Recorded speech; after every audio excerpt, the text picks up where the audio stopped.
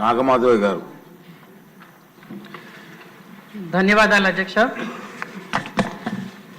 అధ్యక్ష, ముందుగా 24-25 బడ్జెట్లో సుమారు 521 కోట్లు మత్స్యకార అభివృద్ధికి కేటాయించినందుకు ప్రత్యేక ధన్యవాదాలు అధ్యక్ష.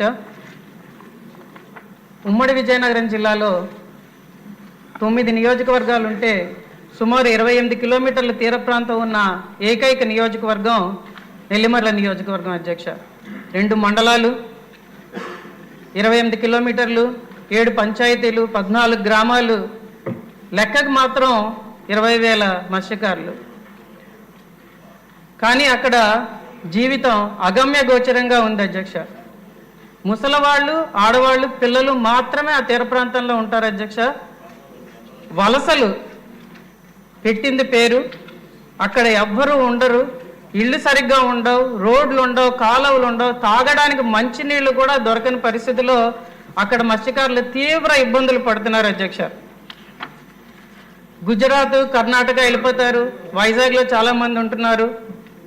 ఈ ప్రశ్నలో కూడా మన గౌరవ మంత్రివర్యుల సమాధానంలో నెల్లిమర్ల నియోజకవర్గంలో ఎటువంటి అభివృద్ధికి ఎక్కడా కూడా లేవు అధ్యక్ష. కాబట్టి ప్రత్యేకమైన క్వశ్చన్లు నెల్లిమర్ల నియోజకవర్గానికి అడగడానికి మిమ్మల్ని పర్మిషన్ అడుగుతున్నాను అధ్యక్ష.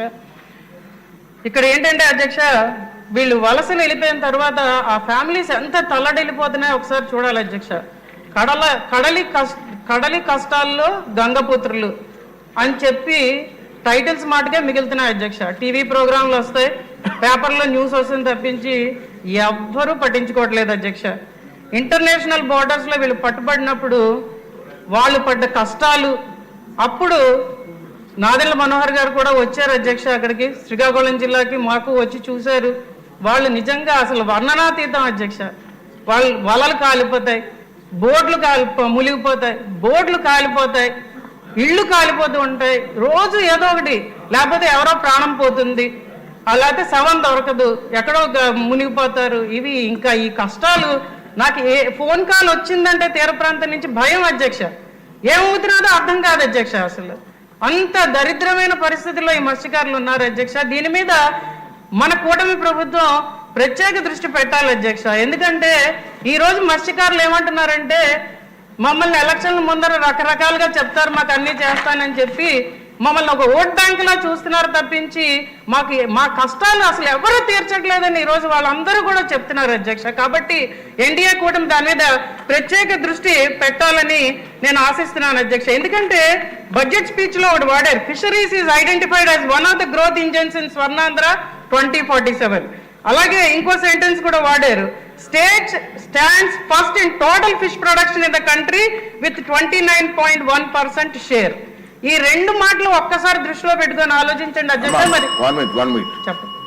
ఇప్పుడు మీరు వేసిన క్వశ్చన్ పెట్టి మంత్రి గారు సమాధానం చెప్తారు, స్పెసిఫిక్ గా క్వశ్చన్ ఉండాలి. మీరు అడిగిన క్వశ్చన్ అందుకే నేను అడిగాను అధ్యక్ష.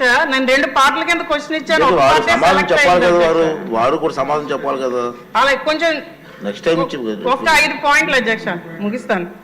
కాబట్టి ఈ మత్స్యకారుల కష్టాలు కొంచెం తీర్చే దిశగా మనం ఆలోచించాలని నేను అడుగుతున్నాను అధ్యక్ష.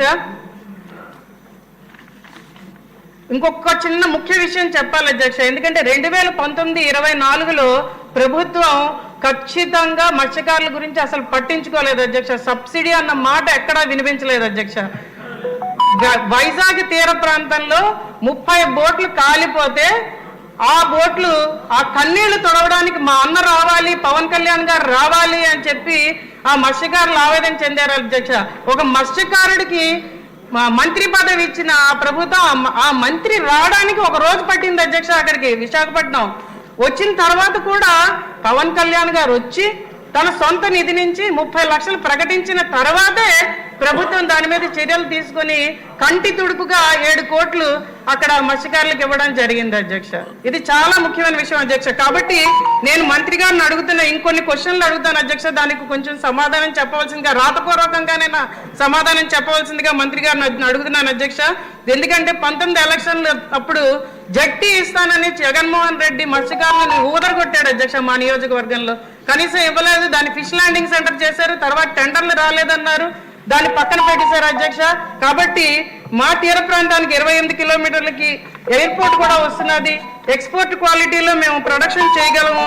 కాబట్టి దాన్ని ప్రత్యేక దృష్టితో చూడాలని నేను మంత్రి గారిని అడుగుతున్నాను అధ్యక్ష. అలాగే హౌసింగ్ అధ్యక్ష, హౌసింగ్ విషయంలో మత్స్యకారులను చాలా ఇబ్బంది పెట్టారు అధ్యక్ష. ఈ రోజు కూడా వాళ్ళు కట్టుకునే పరిస్థితుల్లో లేరు. కాబట్టి ఏపీ టిట్కో మాదిరిగా smart cities for fishermen with commerce ఏమైనా ఆలోచించవలసిందిగా ప్రభుత్వాన్ని ప్రత్యేక దృష్టితో అడుగుతున్నాను అధ్యక్ష.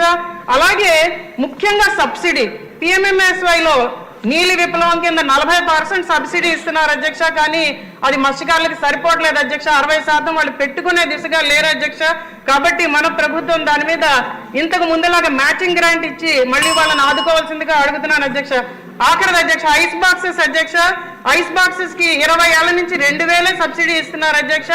ఇప్పటికి 5000 అయిపోయింది ఐస్ బాక్స్ కాస్ట్. కానీ వాళ్ళకి ఇవ్వట్లేదు అధ్యక్ష. దాని మీద కూడా ప్రత్యేక దృష్టి పెట్టి ఆ సబ్సిడీని పెంచవలసిందిగా అడుగుతున్నాను అధ్యక్ష.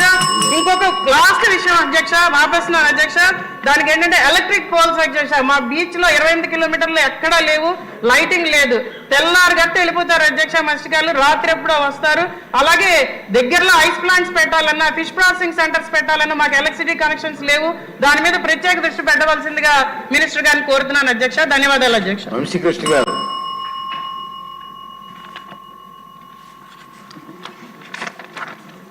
ధన్యవాదాలు అధ్యక్ష.